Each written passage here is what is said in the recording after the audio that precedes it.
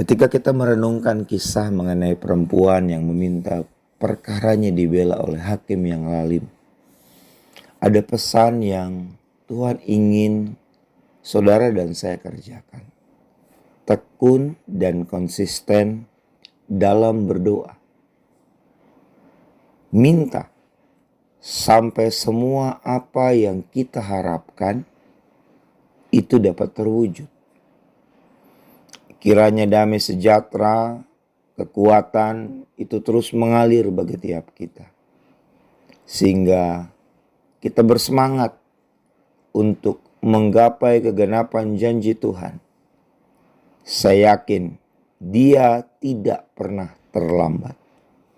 Hari ini saya mengajak Bapak Ibu, kita semua untuk merenungkan kebenaran firman Tuhan yang terambil dari 1 Petrus pasal yang keempat, ayat yang ke-7. Demikianlah firman Tuhan, kesudahan segala sesuatu sudah dekat. Karena itu kuasailah dirimu dan jadilah tenang, supaya kamu dapat berdoa. Kita sadar bahwa dengan berdoa, kita bisa menemukan jawaban-jawaban yang kita perlukan dalam kehidupan ini. Kita tahu doa adalah kekuatan terbesar. Jadi instrumen yang Tuhan kasih bagi orang percaya. Sehingga saya dan saudara sama-sama menikmati mukjizat. Apa yang mustahil bagi manusia. Karena kita berdoa sungguh, Dia mengerjakan di kehidupan kita. Namun untuk kita bisa berdoa secara efektif, konsisten, sehingga apa yang kita harapkan terwujud, Petrus memberikan arahan. Bagian ini adalah bagian yang bukan Tuhan kerjakan, tapi kita kerjakan. Kuasailah dirimu dan jadilah tenang. Ini bukan perkara yang mudah. Disinilah sikap hidup, kekuatan jiwa kita. Kita harus bangun. Kuasailah dirimu karena keadaan sudah makin genting. Segala sesuatu sudah makin dekat, kata Petrus. Ia mengalami tekanan. Ia dicemooh. Ia didiskreditkan. Ia difitnah.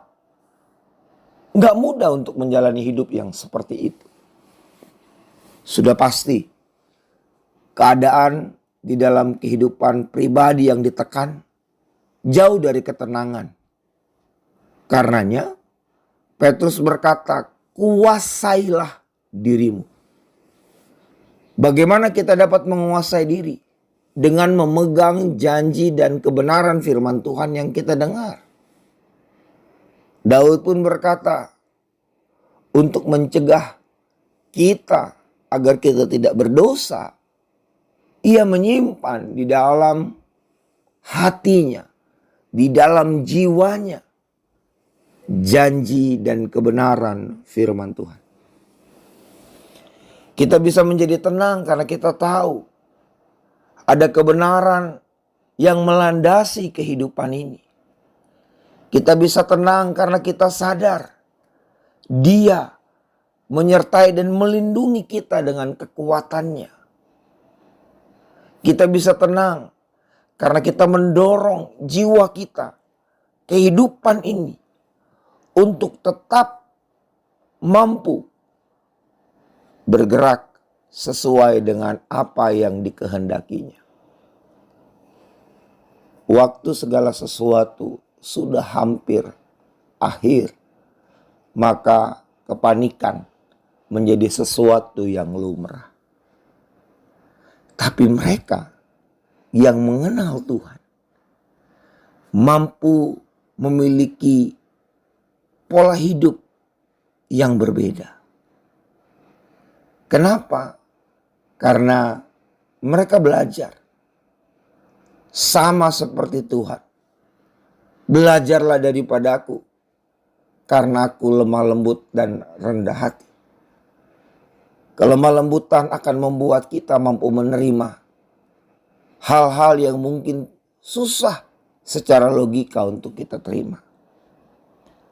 Tapi semua yang Tuhan luaskan, kalau kita memiliki jiwa yang kuat, kita pasti akan olah. Karena kita sadar dia bekerja untuk mendatangkan kebaikan. Sehingga dia bisa buat dan kerjakan suka duka menjadi kebaikan bagi mereka yang dipilihnya dan konsisten ikut aturan main yang Tuhan buat. Karenanya mulailah bangun kehidupan yang disiplin waktu demi waktu. Saya tidak akan berhenti untuk memberikan pesan bahwa penting membangun kehidupan pribadi, memiliki persekutuan, doa, baca firman, renungkan dan kerjakan di dalam kehidupan kita. Start from the small one.